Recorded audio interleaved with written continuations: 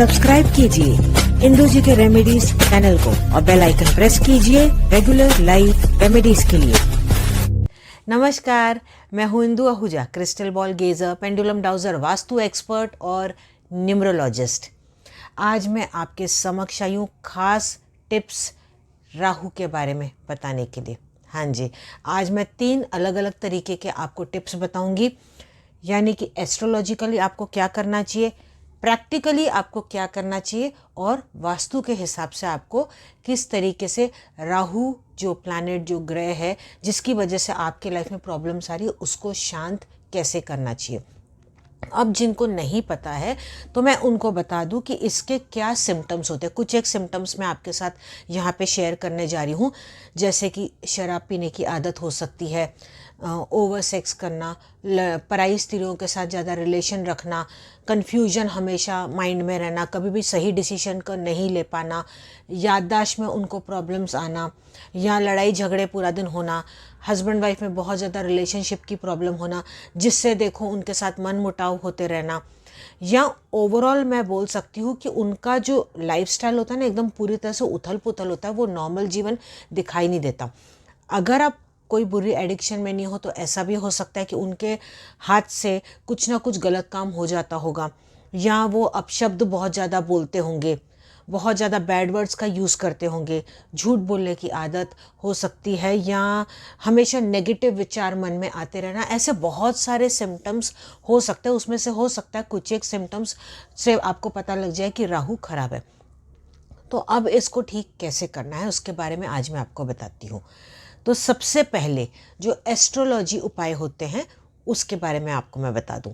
तो astrology point of view से अगर देखा जाए तो सबसे बेस्ट जो होता है ना, वो होता है शिव भगवान की उपासना। जितना शिव भगवान की उपासना करेंगे उतना ही राहु ग्रह आपका शांत होता चला जाएगा। क्योंकि जैसे कि मैंने आपको पिछली बार भी बताया था, या हर बार मैं आपसे कहती हूँ कि जो हमारे पास्ट लाइफ के कर्माज होते हैं ना, उसके हिसाब से हमारे ये जन्म में कुंडली बनती है।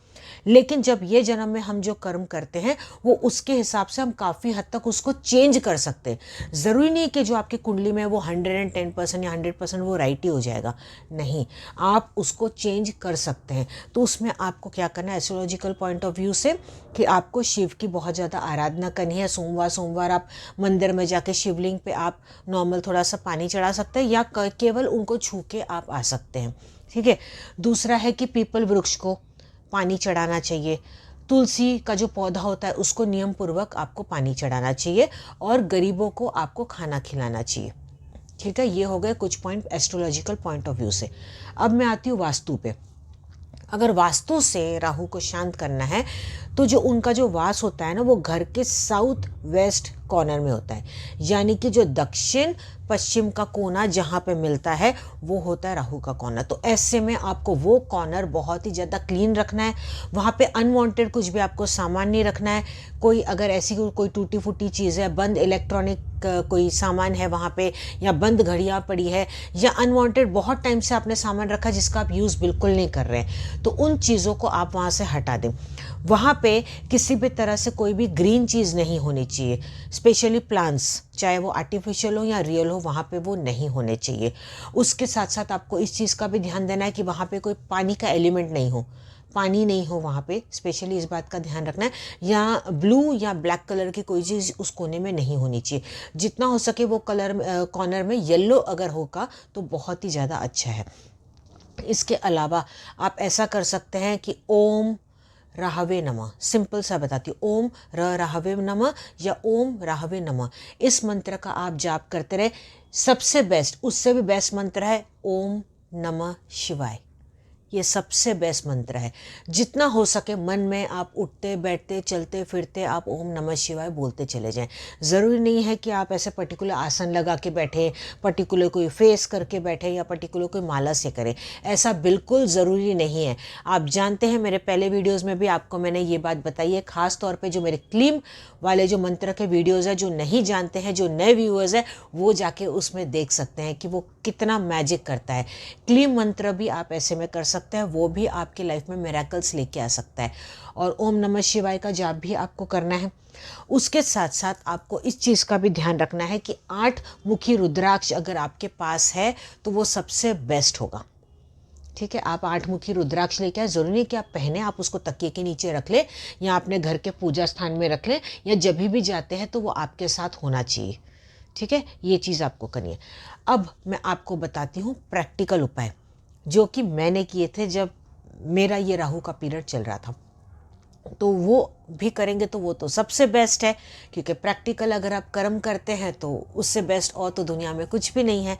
तो सबसे पहला आपको बुज़ुर्गों का आशीर्वाद लेना बहुत ही ज़रूरी है। स्पेशली जो लेडीज़ हैं, बुज़ुर्ग जो एल्डर लेडीज़ होती हैं ना, उनका अगर आप आशीर्वाद लेते हैं तो बहुत ही अच्छा। मम्मी हो सकती हैं, या आपके कोई बुज़ुर्ग घर में फैमिली मेम्बर्स हो सकते हैं, या गरीब हो सकते हैं, कोई भी बुज़ुर्ग लेडी हैं जो विडो स्पेशली हैं, उनका अगर आप आशीर्वाद लेते हैं तो बस सबसे बेस्ट। फिर आप कोई उपाय नहीं भी करेंगे ना तो भी देखिए उनकी ब्लेसिंग्स आपके जीवन में मिरेकल्स लेके आएंगी। करके तो देखिए, परिवर्तन नहीं आए तो आप मुझे बोलिएगा, परिवर्तन आना ही है। ये दिल से मैं आपको बात बता रही हूँ। जितना आप बुजुर्गों का आशीर्वाद, स्पेशली महिलाओं का आशीर्वाद अगर आप लेते हैं तो सबसे बेस्ट, ये एक ही रेमेडी आपके लिए मिरेकल कर सकती है। ठीक है, ये एक हो गया। दूसरा, जितना हो सके आप पानी पिलाएं। चाहिए तो वो छोटी छोटी, पता है रेडी बॉटल्स भी आती हैं, मार्केट में मिलती हैं, कभी कभी आप वो बॉटल्स ले लें और पानी बांट दें गरीबों में। आप जानवरों को पानी पिलाएं, पक्षियों को पानी पिलाएं, उससे बड़ा पुण्य का काम कुछ नहीं होता। आप ये भी कर सकते हैं। उसके साथ साथ आप गाय को कभी खाना खिला लें, मछलियाँ हो गई, चींटियाँ हो गई, कुत्ते हो गए, बिल्ली हो गए, पक्षी हो गए, कौवे हो गए, उनको कभी आप खाना खिला दें। कभी भी जब भी मन में आए ना, कोई ऐसा उसमें कुछ ये पर्टिकुलर नहीं है कि आपको यही चीज़ खिलानी है, इसी दिन खिलानी है, इतनी क्वांटिटी खिलानी है, नहीं। आप दिल से उनकी सेवा कीजिए, उनको खिलाएं, ज़रूर से आप कीजिएगा। देखिए जितना आप ये चीज़ें करते चले जाएंगे ना, आप खुद ही देखेंगे कि राहु का जब आपका टाइम पीरियड चल रहा है ना, वो आपको पता भी नहीं चलेगा। एकदम मक्खन की तरह आप उसको पार कर जाएंगे।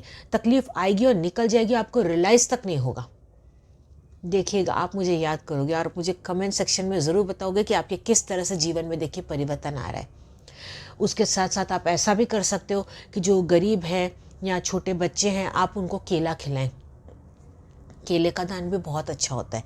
तो आते जाते, ये तो फ्रूट है, वो तो कोई भी खा लेगा इजीली, तो आप केले का दान कर सकते हैं। नहीं समझ में आया तो देखिए छोटे छोटे बिस्किट्स के पैकेट आते हैं, वो आप हमेशा अपने बैग में रखें।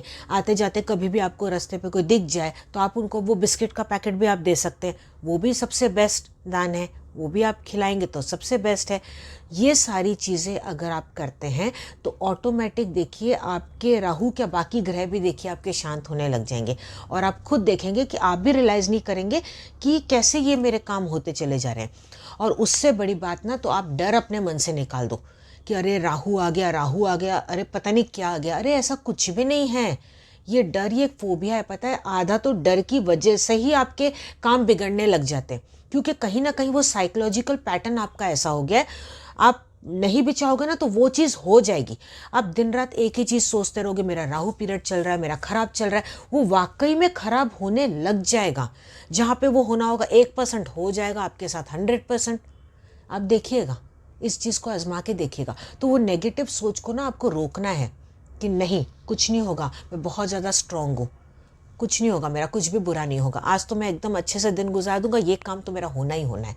इतना कॉन्फिडेंस आप अपने अंदर बनाएं, ये लेके आए अपने अंदर कॉन्फिडेंस, ये बहुत ही ज़रूरी है।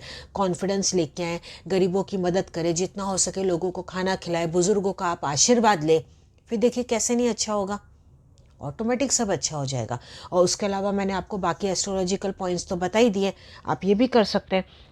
अच्छा, इसके साथ साथ ये भी आप दे सकते हैं नारियल। नारियल राहु के लिए बहुत अच्छा होता है, तो नारियल का आप दान कर सकते हैं। सिंपल सा, चाहिए तो पानी वाला नारियल ले ले, हरा वाला। आप चाहिए तो किसी को गरीब को पिला दे, उससे भी ब्लेसिंग्स मिलेगी। क्योंकि मुझे ऐसा लगता है कि नारियल को अगर आप लो और ऐसे ही जाके सिर्फ मट्टी में जाके दबा दो, तो मुझे वो चीज़ नहीं समझ में आती। मुझे ऐसा लगता है किसी को नारियल आप लेके अगर खिला दोगे तो वो ज़्यादा बेटर होगा।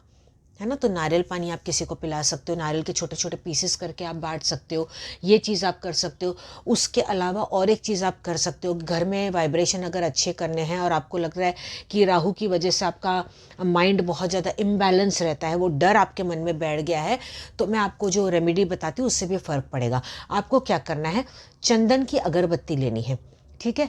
और आपके घर का जो राइट साइड होता है ना, वहाँ पे आप रोज़ 2 चंदन की अगरबत्ती जलानी है।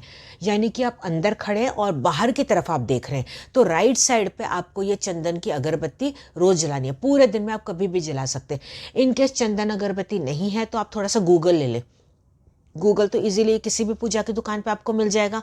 ये गूगल ले लें और उसको भी आप वहाँ पे जला सकते हैं।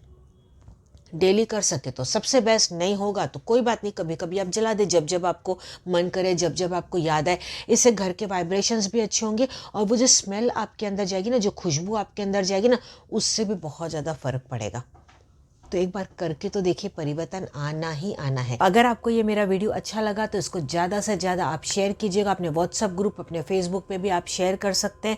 रोज़ कोशिश करें एक फ्रेंड या रिलेटिव को मेरा वीडियो ज़रूर शेयर करें, ज़्यादा से ज़्यादा लोगों की मदद हो पाएगी। अगर आप मुझसे पेड कंसल्टेंसी चाहते हैं, पर्सनली बात करना चाहते हैं, तो आप व्हाट्सएप कर सकते हैं नीचे दिए हुए नंबर पर। तो मिलते हैं अगले वीडियो में, तब तक I wish you all the best. God bless you. Bye.